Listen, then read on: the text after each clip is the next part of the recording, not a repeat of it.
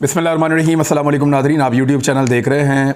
मैं इमरान खान हूँ। ISPR का एक स्टेटमेंट है और ये जो बयान है ये ट्विटर के ऊपर उनके अपने अकाउंट से अभी तक पब्लिक नहीं किया गया, क्योंकि लोगों का रद्द-ए-अमल आता है और हमने ये देखा पैटर्न के ISPR जब भी कोई स्टेटमेंट जारी करता है तो पाकिस्तानी शहरियों के गिले शिकवे नीचे शुरू हो जाते हैं और वो लगातार रजीम चेंज ऑपरेशन के बाद से लेकर अब तक वो ऐसा करते हैं और बहुत ज़्यादा मैसेजेस नीचे आते हैं और ये काफ़ी तकलीफ दे मैसेजेस भी उसमें होते हैं। तो इस वजह से शायद गुरेज किया गया है। अभी जब मैं ये बात कर रहा हूँ तो इस वक्त तक तो ISPR ने अपने ऑफिशियल ट्विटर अकाउंट से कोई ट्वीट नहीं किया है, लेकिन जो खबर है वो मैं आपको बता देता हूँ। मुख्तलिफ सहाफ़ियों को वो भिजवाया गया प्रेस नोट और उन्होंने उसको सबसे पहले ट्वीट किया और फिर TV चैनल्स ने उसको अपनी खबरों की जीनत बनाया। खबर क्या है ज़रा वो सुनिए, फिर उसके ऊपर मैं अपना एनालिसिस भी दूंगा, सिचुएशन भी आपको बताऊंगा। देखिए, तो मैं आपको पहले ही बता चुका हूं कि इमरान खान के खिलाफ कार्रवाइयां करने का टाइम आ गया है। एक दफ़ा फिर इमरान खान साहब को और उनके फॉलोअर्स को मुश्किलात का सामना करना पड़ेगा और दोबारा से उनके खिलाफ एक्टिविटीज़ होंगी पाकिस्तान में और ताकत का इस्तेमाल भी किया जा सकता है बड़े पैमाने पर भी। ISPR के मुताबिक चेयरमैन पाकिस्तान तहरीक-ए-इंसाफ ने बगैर सबूत इंतहाई बेबुनियाद इल्ज़ामात लगाए हैं।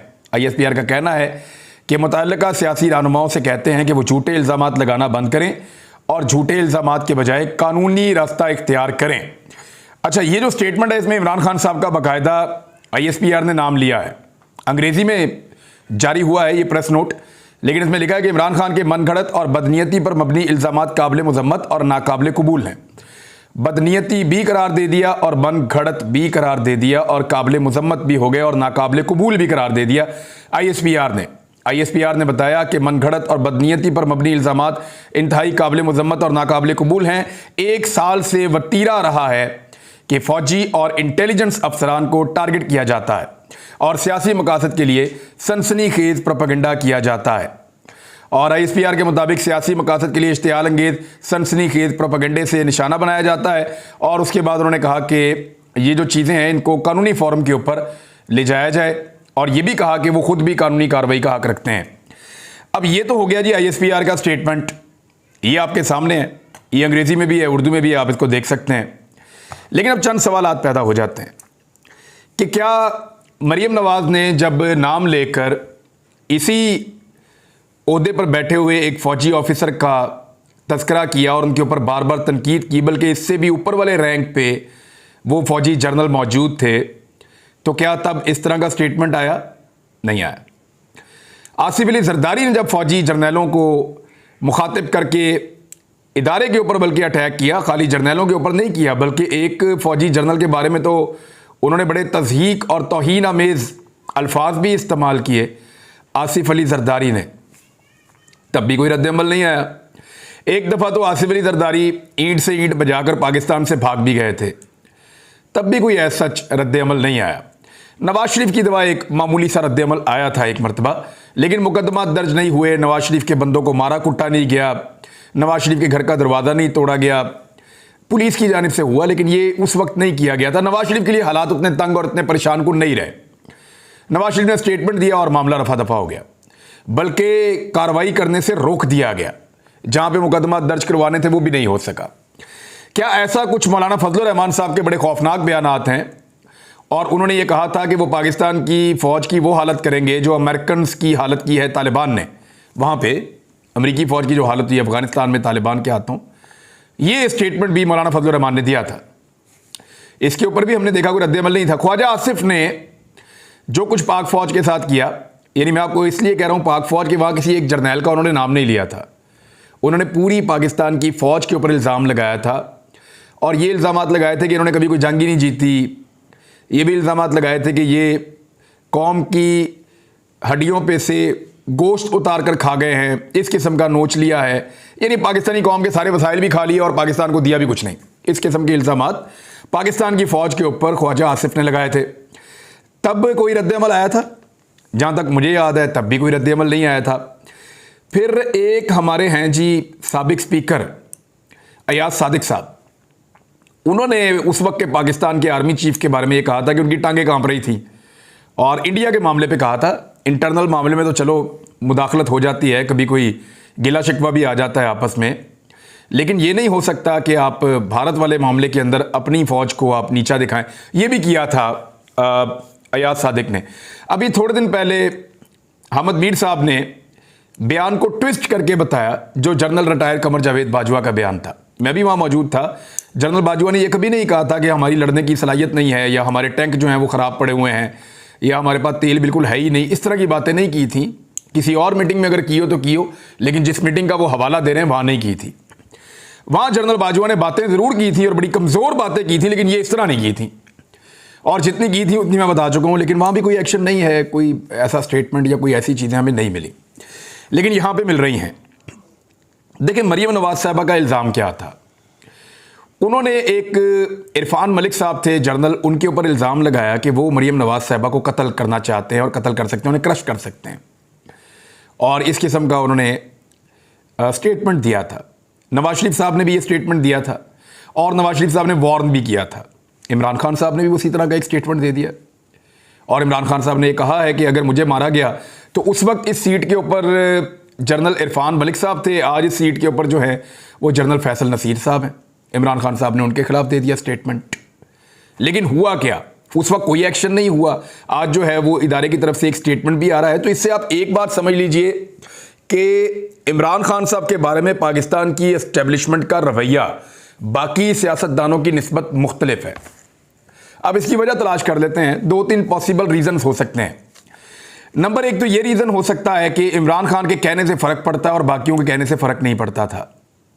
इमरान खान ओपिनियन मेकर हैं और बाकी लोग ओपिनियन नहीं बना पाते थे, या बाकी लोगों की बात के ऊपर अवाम एतबार नहीं करती थी, इमरान खान की बात पे एतबार करती है, इसलिए इमरान खान की बात को संजीदा भी लिया जाता है, उसका रद्द-ए-अमल भी दिया जाता है। दूसरा ये हो सकता है कि बाकी सियासतदान काबिल कबूल हैं इदारों के लिए और इमरान खान काबिल कबूल नहीं है, इसलिए इमरान खान को रद्द-ए-अमल देना ज़रूरी है और बाकियों को रद्द-ए-अमल देना ज़रूरी नहीं है। तीसरी एक और चीज़ भी हो सकती है कि इदारे को लगता है कि जो बाकियों ने इल्ज़ामात लगाए वो ठीक थे, जो इमरान खान लगा रहे हैं वो गलत हैं। तो वो अगर इल्ज़ामात ठीक थे तो उन पर क्या एक्शन हुआ, ये भी सवाल अपनी जगह पर मौजूद रहेगा। एक और चीज़ है कि अगर इमरान खान इन चीज़ों को कानून के मुताबिक कार्रवाई के लिए लेकर जाए, जैसा कि कहा भी गया कि जाएं जाके कानूनी कार्रवाई करें और आप शवाहिद पेश करें, तो बात यह है कि जो JIT बनी थी उसने ये साबित कर दिया था कि अटैक एक जगह से नहीं हुआ था। ये कोई मजहबी जनूनी नहीं था, उसने अकेले ने अटैक नहीं किया था इमरान खान पर। ये 3 तरफ से फायरिंग हुई थी और बाकायदा वो JIT एक मनतकी अंजाम की तरफ पहुंच रही थी जिस वक्त ये सारा मामला गड़बड़ कर दिया गया। बल्कि उन ऑफिसर्स को भी हटा दिया गया, उनको धमकाया भी गया, और उसके बाद जिस तरीके से उस रिकॉर्ड को गायब किया गया वो सारा कुछ आपके सामने है। मैं सारा कुछ पहले आपको बता चुका हूं। अब ये इतना सीरियस एक केस था, हम जानना ये चाहते हैं, यानी छोटे छोटे सवालात हैं बतौर इस केस को इन्वेस्टिगेट करते हुए, कि वो कौन था जिसको पुलिस वाले ये कह रहे थे कि सर बेफिक्र हो जाए, ये वीडियो अभी रिकॉर्ड हो जाती है। यानी किसके कहने के ऊपर पुलिस वाले जो हैं वो मुल्जिम की वीडियो रिकॉर्ड कर रहे थे। एक मरतबा मुल्जिम की वीडियो रिकॉर्ड की, मेरी अपनी परवेज़ अलाई से बात हुई, परवेज़ अलाई ने उसके ऊपर कहा कि ये बहुत गलत हुआ है। IG पंजाब और परवेज़ अलाई दोनों साथ साथ बैठे हुए थे, मैं उन दोनों के सामने बैठा हुआ था और मैंने कहा परवेज़ अलाई साहब ये केस खराब हो रहा है, ये जिस आदमी ने गोलियां चलाई है ना, इसका बयान रिकॉर्ड नहीं होना चाहिए था, ये केस को कोई और रंग देने की कोशिश हो रही है, आप वज़ीर आला पंजाब हैं और आप IG पंजाब हैं, ये गलत हो रहा है।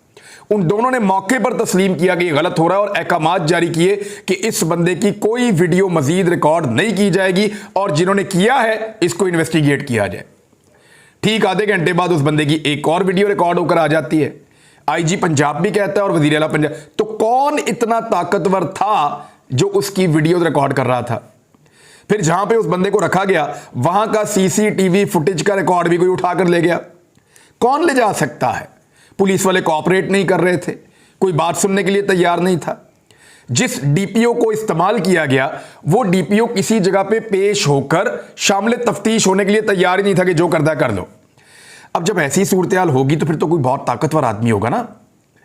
इमरान खान साहब ने अपनी FIR दर्ज करने के लिए एक दरखास्त दी और उसमें उन्होंने नाम लिखा, और बात यह है कि अगर इमरान खान साहब की वो FIR दर्ज हो जाती तो फिर उनके ऊपर बारे सबूत आता ना। बाद में उनके वकला से पूछा जाता कि आपने ये नाम दिया है, आप बताइए कि आपको क्यों लगता है कि ये नाम शामिल है। फिर तफ्तीश होती, इंक्वायरियां होती और मजीद शवाहिद इकट्ठे किए जाते, तो ये सारी चीज़ें किसी मनतकी अंजाम पर पहुंचती। अब जब FIR ही नहीं हो रही तो फिर क्या किया जा सकता है? ऐसी ही कुछ ताकतवर शख्सियात का नाम शहीद अरशद शरीफ की वालदा ने अपनी जो FIR वो दर्ज करवाना चाहती हैं उसके अंदर लिया हुआ है। अब उसमें उनकी भी FIR दर्ज नहीं होती। क्या अरशद शरीफ की वालदा के खिलाफ भी कानूनी कार्रवाई की जाएगी कि इन्होंने नाम ले लिए ऐसे लोगों के? सारी दुनिया जानती है कि किसने सहाफ़ियों के ऊपर पाकिस्तान की ज़मीन तंग की थी। और अरशद शरीफ की वालदा की जो FIR है उसके अंदर जो वो चाह रही हैं कि नाम दर्ज किए जाएं, उनके पास बाकायदा सबूत मौजूद है कि हमारे घर में कब कब आए, कब कब राब्ते हुए, और उनके पास गवाहान मौजूद हैं जिनको अरशद शरीफ ने बताया था। हम खुद गवाहान के अंदर शामिल हैं, बुलवाएं और बुलाकर पूछें, चीज़ें आपके सामने आ जाएगी। बहरहाल कल शहीद अरशद शरीफ का केस भी लगा हुआ है सुप्रीम कोर्ट ऑफ पाकिस्तान में, तो देखते हैं उसके अंदर क्या होता है। लेकिन इमरान खान साहब अपना मुकदमा कहाँ दर्ज करवाएं, इंक्वायरी कौन करेगा? और अगर तो अब पाक फौज को ये लगता है कि इमरान खान साहब ज्यादती कर रहे हैं तो फिर मुकदमा ज़रूर इमरान खान साहब के ऊपर करना चाहिए ताकि ये मामला अदालत में आए। ये मामला अदालत में आए, इमरान खान साहब अपनी बात रखें अदालत में, और जो डिफेंस के अंदर चीज़ें हैं वो भी सामने आ जाएं, तो पता चल जाएगा कि एक्चुअली इमरान खान साहब जो बात कर रहे हैं उसमें कितने हकायक हैं और कितनी सच्चाई है उसके अंदर। इससे पहले मैंने देखा कि इदारा इतना हसास नहीं होता था जब सियासी लीडरान जो करप्ट भी हैं, जो बेईमानी भी करते हैं, जिन्होंने पाकिस्तान को लूटा भी हुआ है, जब वो पाकिस्तान की फ़ौज के ख़िलाफ़ और जर्नल्स के ख़िलाफ़ बड़े खौफनाक स्टेटमेंट्स देते थे, तो उस वक्त मैंने देखा कभी भी ऐसा रद्द-ए-अमल इतना सख्त नौइयत का नहीं आता था। लेकिन अब रद्द-ए-अमल आ रहा है तो इमरान खान साहब के ख़िलाफ़ आ रहा है। एक मरतबा फिर इमरान खान साहब के ऊपर ऐसा लगता है कि अब मुश्किलात पैदा हो जाएंगी। दूसरी मरतबा रद्द-ए-अमल आया इमरान खान साहब के ख़िलाफ़, एक जनरल बाजवा के टाइम पे भी आया था, एक अब आ गया है। देखना यह है कि किस तरह का अटैक इमरान खान साहब को उसका सामना करना पड़ता है पुलिस की जानिब से, क्योंकि निगरान हुकूमत और बाकी सब लोगों के हवाले से ये खबरें भी चल रही हैं कि इन स्टेटमेंट्स के बाद, ख़ास तौर पे ये स्टेटमेंट के बाद शहबाज शरीफ और आसिफ अली जरदारी, हुकूमत के दीगर लोग और उनके अलावा मोहसिन नकवी एंड पार्टी, ये सब एक्टिव हो गए हैं और अब ये पुलिस को और इदारों को इस्तेमाल करेंगे। इमरान खान साहब कल जा रहे हैं इस्लामाबाद पेशी पर, उनके साथ वहाँ क्या सूरत-ए-हाल होती है ये सारी चीज़ें पता चल जाएंगी। अगर इमरान खान को गिरफ्तार भी कर लिया गया तो मुझे नहीं लगता कि इससे कोई फ़ायदा होगा। एस्टेब्लिशमेंट को एक इलेक्शन हारना है। अब चाहे वो इमरान खान को गिरफ्तार करके हार जाएं, चाहे वो इमरान खान को गिरफ्तार किए बगैर हार जाएं, ये इलेक्शन तो अब हारना पड़ेगा। अब देखना यह है कि पाकिस्तान और पाकिस्तान के इदारों को कंट्रोवर्सी से कैसे बचाना है, कंट्रोवर्सी से कैसे बाहर रखना है, और उसका सिंपल फार्मूला यह है कि गैर जानिबदारी साबित की जाए और पाकिस्तान को इलेक्शन में जाने दिया जाए, और जो सहूलतकारी है वो बंद की जाए। ख़ास तौर पे उन लोगों की सहूलतकारी जिन्होंने पाकिस्तान को इस हालत में पहुंचा दिया है कि इनसे 1 साल हो गया है ये IMF के साथ मुआहदा नहीं कर पा रहे, मिन्नतें कर रहे हैं, अभी तक नहीं कर पा रहे। और IMF को अब इनको गारंटी ये देनी है कि $3.5 अरब से ज़्यादा पैसा जो अगले महीने वापस करना है वो कैसे करना है, कहां से करेंगे वो पैसा वापस। सवाल तो ये पैदा होता है, बजट पेश करना है, महंगाई पाकिस्तान में 3 गुना बढ़ चुकी है, क्या सरकारी मुलाजमीन की तनख्वाहें 3 गुना ये बढ़ा पाएंगे? क्या ऐसा कर पाएंगे कि सरकारी मुलाजमीन की तनख्वाहें 3 गुना बढ़ जाएं? क्योंकि महंगाई तो 3 गुना बढ़ गई है और आम आदमी की ज़िंदगी आसान हो जाए, ऐसा बजट कैसे लाएंगे? ये नहीं ला पाएंगे। और इस निकम्मी हुकूमत से एस्टेब्लिशमेंट को अपने आप को अलग कर लेना चाहिए, वरना एस्टेब्लिशमेंट के लिए आने वाला वक्त ज़्यादा मुश्किल होता चला जाएगा। कराची के अंदर जिस तरह वारदात डाली गई है, ये जो हाथों से गिरें लगाई हैं ना, ये एस्टेब्लिशमेंट को दांतों से खोलनी पड़ेंगी। कराची में जो मेरे सोर्सेज हैं, स्पेशली वो लोग जो बड़ा इन डेप्थ जाके चीज़ों को रिकॉर्ड करते हैं और उनके बारे में मालूमात रखते हैं, उन्होंने ये कहा है कि कराची में दोबारा बारूद इकट्ठा हो रहा है। उनका ये कहना है कि मुख्तलिफ लोग अंदर खाते तैयार हो रहे हैं, तैयारियां की जा रही हैं, प्लानिंग्स की जा रही हैं, और आने वाले वक्त में कराची के कंट्रोल की एक लड़ाई खुदा न खास्ता होगी। और ऐसी सूरत-ए-हाल में कराची वापस वहीं पहुंच जाएगा जहां से 12-14 साल पहले बड़ी मुश्किल से कराची को निकाला गया था। परवेज़ मुशर्रफ साहब के शौक पूरे होते होते कराची में इतना असला फैल गया था कि पीपल्स पार्टी और MQM के मुसल्ला विंग बहुत सारे इदारों से ज़्यादा ताकतवर हो गए थे और पुलिस के कंट्रोल से बात बाहर चली गई थी। और इस वक्त भी सूरत-ए-हाल जो है वो उससे मिलती जुलती बनती चली जा रही है और अंदर ही अंदर चीज़ें हो रही हैं। जिस तरह असले की नुमाइश देखी गई बल्दियाती इंतखाबात में, जैसे पीपल्स पार्टी ने ज़बरदस्ती कराची के अंदर सफाया फेरा है और झुड़लू फेर के अपनी सीटें पूरी की हैं, इन सारी चीज़ों को देखते हुए एक बात का तो आइडिया हो जाता है कि अपनी जिद और अपनी अना के चक्कर में एस्टेब्लिशमेंट ने कराची को जिस दलदल से बड़ी मुश्किल से निकाला था, वापस उस दलदल के अंदर फंसाना शुरू कर दिया है। उधर एक और बयान आ रहा है और इमरान खान साहब को कातिल करार दिया जा रहा है। यह कहा जा रहा है कि शहीद अरशद शरीफ का कत्ल भी इमरान खान ने किया, हामिद मीर पे भी गोलियां इमरान खान ने चलाई। ओ भाई, हामिद मीर तो पूछ लो। और हामिद मीर साहब ने उल्टा धमकी लगा दी टेक्निकल नौइयत की सुप्रीम कोर्ट ऑफ पाकिस्तान को, और उनका यह कहना है कि इस मरतबा को वज़ीर आज़म निकाला गया तो एस्टेब्लिशमेंट अदलिया के पीछे नहीं खड़ी हुई, इसलिए अदलिया जो है उसको भी खुमियाजा भुगतना पड़ेगा। और दरवाजे टूटने की मिसालें भी दी और ये कहा कि बख्तरबंद से बड़ी गाड़ियां भी आ सकती हैं या कोई बड़ी चीज़ें भी आ सकती हैं, तो इशारा तो उनका अदलिया की तरफ था। अब मामला बड़ा सादा सादा है कि अदलिया को ये सोचना पड़ेगा और लीड करना पड़ेगा, क्योंकि आइन की लड़ाई है। अदलिया ने फैसला किया है, उस पर अमल दरामद नहीं हो रहा। अदलिया लीड करेगी तो पाकिस्तान पीछे चलेगा। ऐसा तो नहीं हो सकता कि पाकिस्तान लीड करे और अदलिया से उसका फैसला करवाए, नहीं, अदलिया को ही लीड करना पड़ेगा, जजेस को आगे बढ़ना पड़ेगा। और एक सवाल है जो मैं जजेस के लिए छोड़कर जा रहा हूं, बड़ा सादा सा, आप भी इसके बारे में सोचिएगा कि क्या पाकिस्तान की अदलिया को इंसाफ की फराहमी के लिए हमेशा अपने पीछे अदलिया का हाथ मौजूद होना ज़रूरी है? यानी अदलिया के पीछे अगर एस्टेब्लिशमेंट का हाथ होगा तभी वो अपने फैसले पर अमल दरामद करवा पाएंगे, अदरवाइज वो नहीं कर पाएंगे। ये बहुत बड़ा सवाल है। फिर तो पाकिस्तान जो है वो जजेस को चाहिए घर जाएं और फैसला जो है वो किसी और को करने दें ताकि वो उस पर इम्प्लीमेंट भी करवा लें। अब तक के लिए इतना ही। अपना ख्याल रखिएगा, अपने चैनल का भी। अल्लाह हाफ़िज़।